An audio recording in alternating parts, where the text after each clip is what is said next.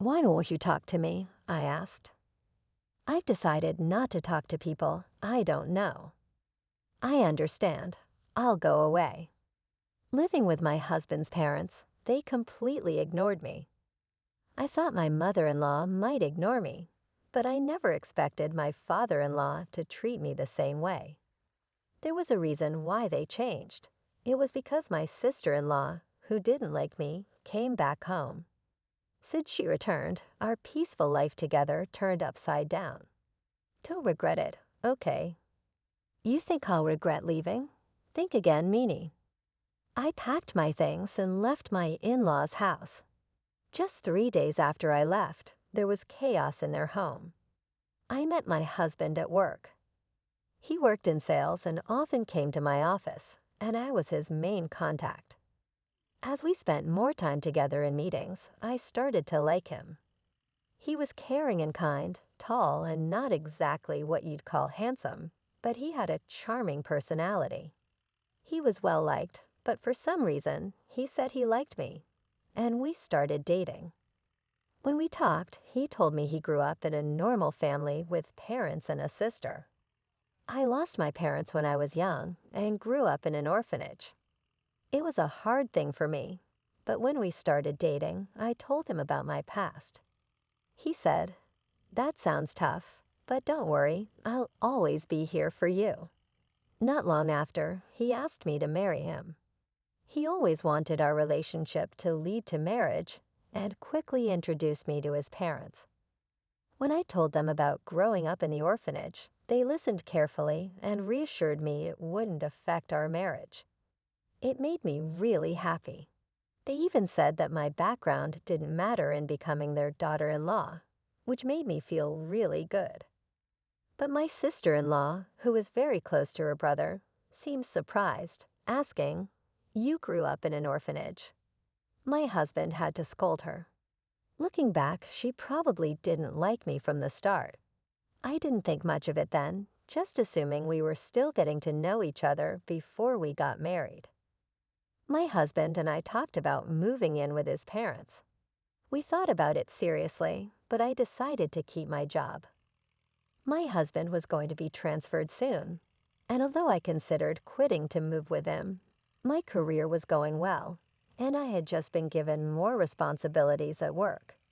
We discussed it and agreed he would move alone after our wedding.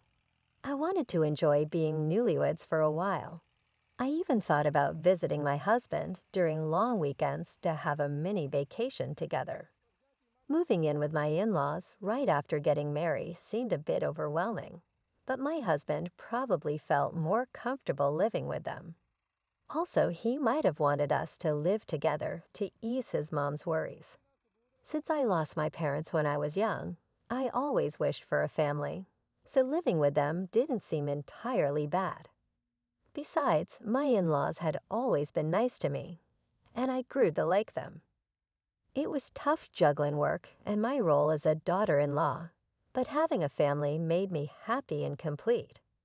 One day, my father-in-law came to me with a surprising request. It was the beginning of some trouble in our seemingly happy living arrangement. It happened when my usually anxious mother-in-law, who often acted bossy towards my father-in-law, was out shopping. I was getting ready to do some cleaning on my day off when my father-in-law asked to talk to me. "What's up?" "Well, I don't want my wife to find out, but I need to take time off from work." "Time off?" I asked, surprised. He explained that he'd been having problems with his boss and coworkers, and his health had gotten so bad that he had no choice but to take a break. My mother-in-law is a nice person, but she's always anxious and a bit over-worried. Living with them, I noticed how she tends to fret a lot, and my father-in-law walked on eggshells around her to avoid upsetting her. He had always been on the thin side, but lately I realized he seemed to have lost some weight. It would have been nice if my mother-in-law genuinely cared about my father-in-law's weight loss. But when he took a sick day because of a cold, she said, "A cold." Everyone else at work is climbing the career ladder. You're always taking days off for health reasons. That's why you're not getting promoted." Instead of being concerned, she tended to criticize him. He probably tried his best to keep going, no matter how bad he felt, but his health got worse, and he secretly took time off to go to the hospital. He was struggling both mentally and physically, with him leaving work early often, being late, and calling in sick. There was talk about him needing to take a break from work, but he didn't want to upset my mother-in-law at any cost. If he suggested taking time off, she'd likely get really angry. Also, my father-in-law didn't earn much, and he relied on extra pay from working overtime. Taking time off would mean a significant drop in income. If he told my husband, he might tell my mother-in-law, so he came to me asking if I could help with the bills. If I mentioned taking a break, she might even leave me, he said. Hearing that hurt. I was grateful to my in-laws, who had accepted me warmly regardless of my past in an orphanage. Wanting to support him, I decided to help him out during this tough time. "Okay, I'll send you money every month. Use it for expenses." "Really sorry. I'll try to get better soon and go back to work." "Thank you so much." After that, my father-in-law continued to pretend to go to work, while I sent money to his bank account for living expenses. My mother-in-law wasn't very thorough with checking her bank statements, so she didn't notice my transfers. He'd act like he was going to work, but instead went to a mental health clinic or went for walks in the peaceful mountains. Over time, he started looking better. I thought he might go back to work soon, but then something unexpected happened. After a fight with her husband, my sister-in-law went back to her parents' home.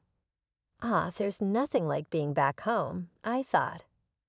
I'd lose my mind if I stayed with that stupid husband of mine. I'll be here for a while. Can you make meals for me too? I knew from the start that my sister-in-law, Mock, didn't like me. At our first family meeting, my husband was upset because she clearly showed her disapproval. During her wedding, she had a sour look the whole time and even told me straight out, "My brother looks great, but you. He could have married someone prettier." She openly judged me for being raised in an institution, saying it was embarrassing that I didn't have parents at the wedding. However, she got married before us and had already moved out, so I thought I wouldn't have to deal with her much. That's why I thought it would be okay to live with them. If she had still been living at home, I wouldn't have even considered moving in, knowing how she would treat me every day. I thought her stay was just temporary because of her marriage problems and expected her to leave in a few days. Even though she was stern with my father-in-law, my mother-in-law had never been harsh towards me. Even if my sister-in-law made mean comments, I believed my mother-in-law would defend me. But I was wrong. One day, when I came back from work, my mother-in-law's behavior seemed strange. "Is something bothering you?" I asked. She seemed distant, not talking to me like usual. When I asked her what was wrong, she said, "Did you know you've been talking about me behind my back?" "What?" "I've never said anything bad about you. You've always been kind to me, and I'm really thankful." "Why would I say bad things about you?" "You've been acting like the perfect daughter-in-law, but you've been talking behind my back," she said, leaving the room. In the hallway, my sister-in-law was smirking. "Looks like you're not in her good books anymore. Did your true colors come out? Being from an orphanage, your background really does matter, huh? It's best not to gossip about people you know." I haven't said anything bad about her. Oh, the neighbors seem to have heard everything. When I came back home after so long, they told me you've been talking badly about her all the time. What?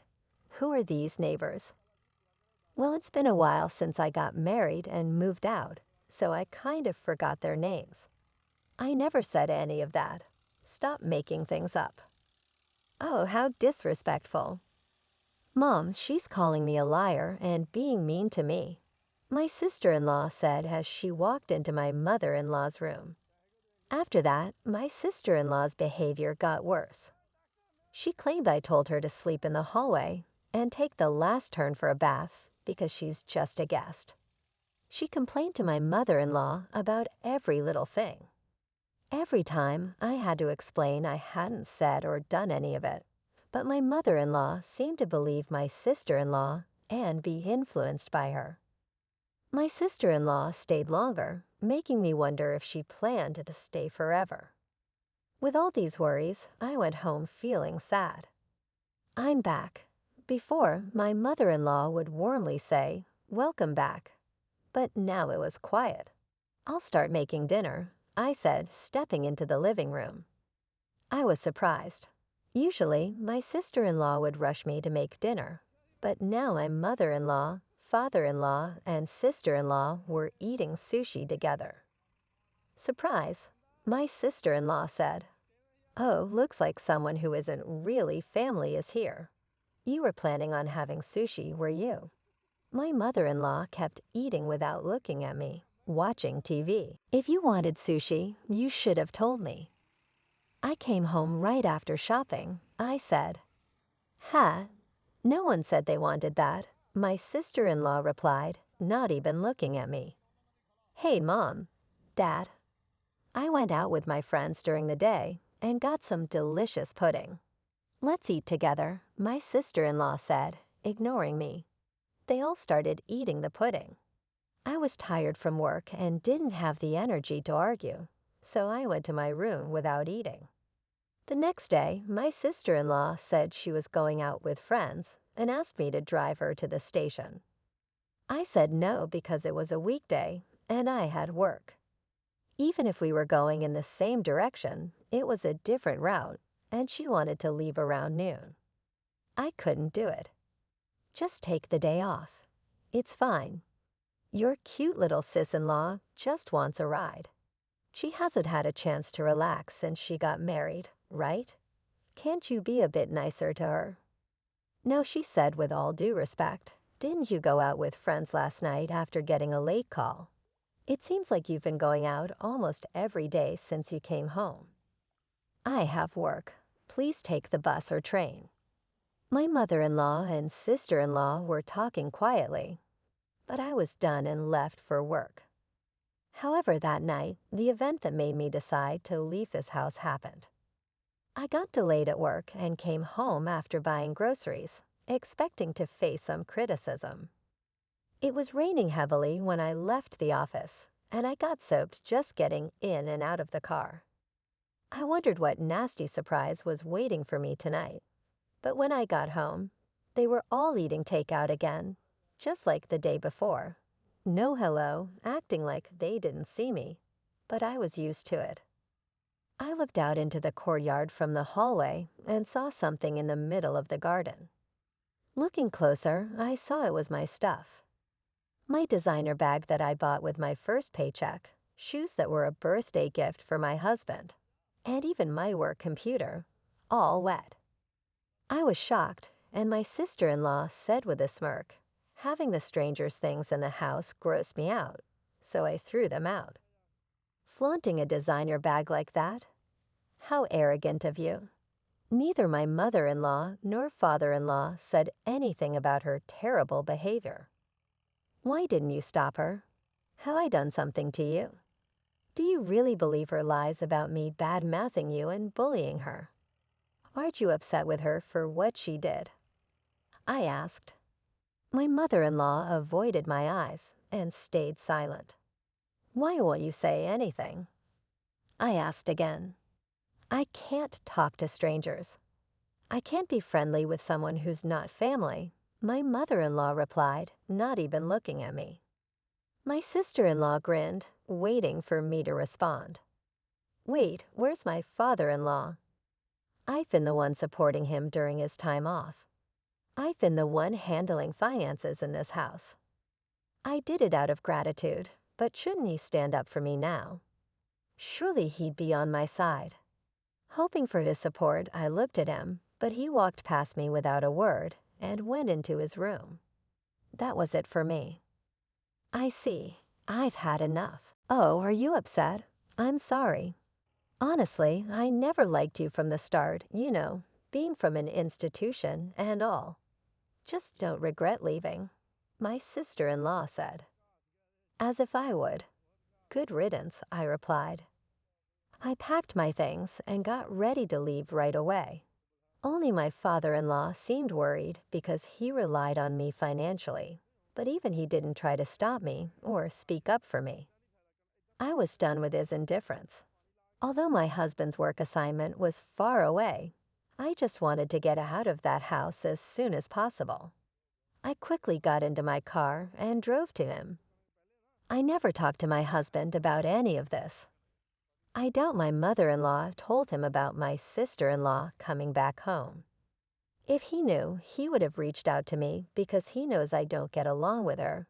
But my husband never mentioned anything about my sister-in-law in his calls or messages.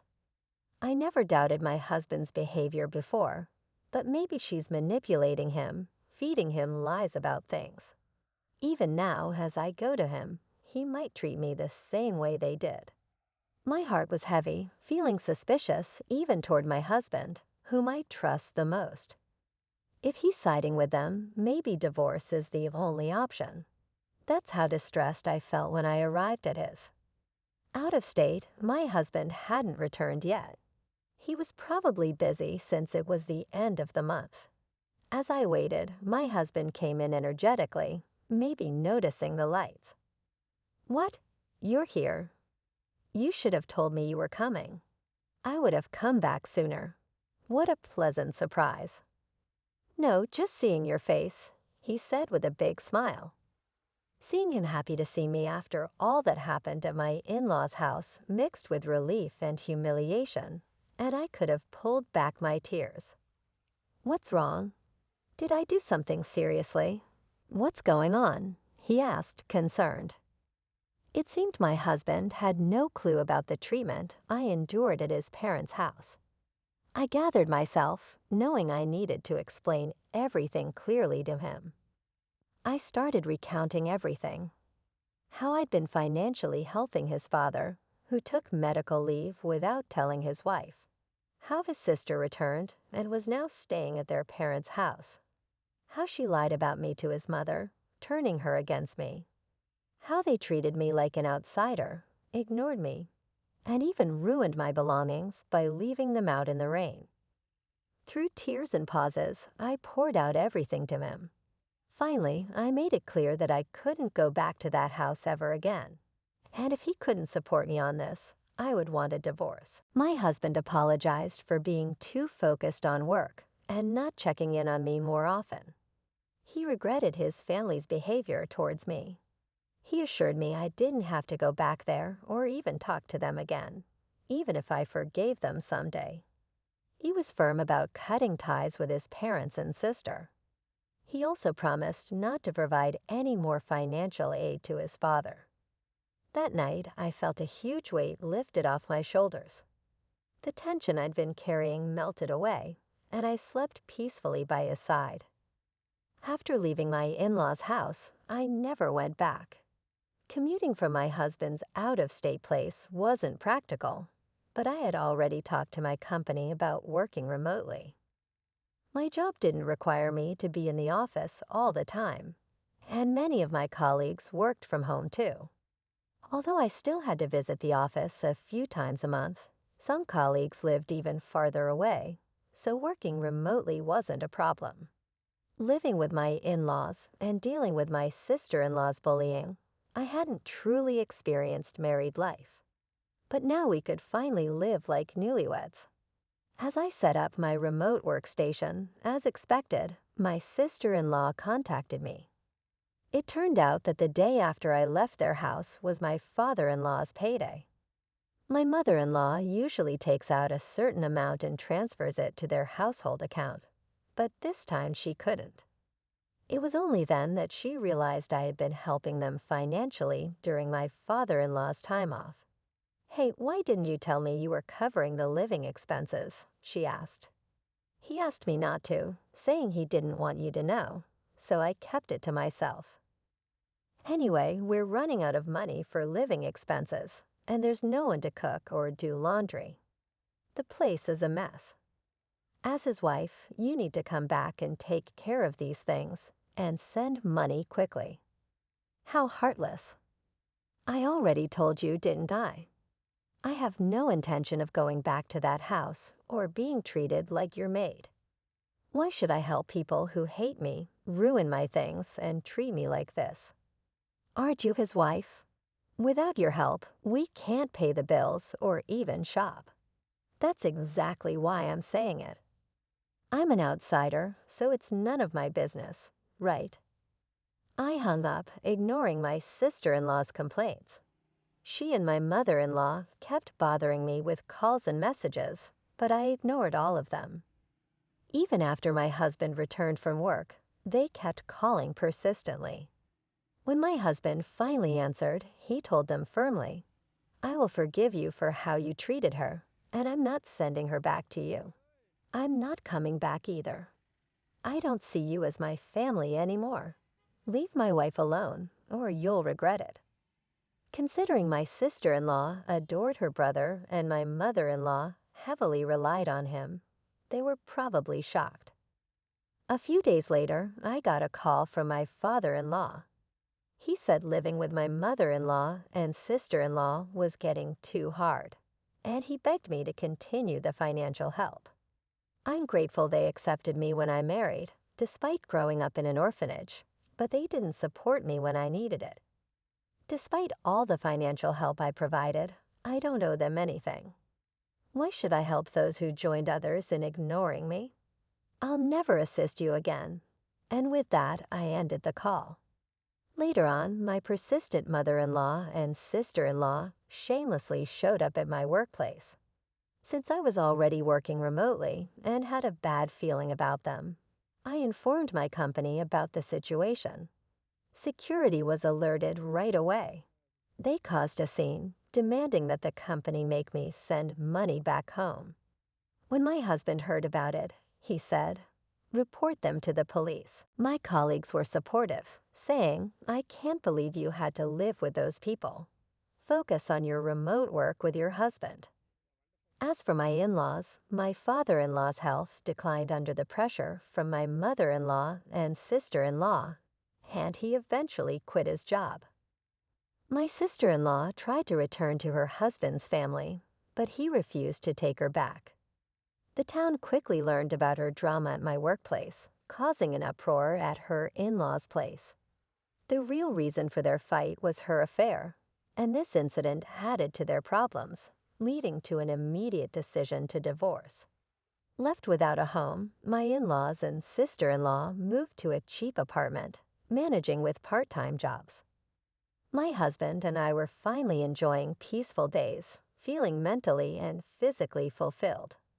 Recently, we found out we're expecting a child, and we couldn't be happier.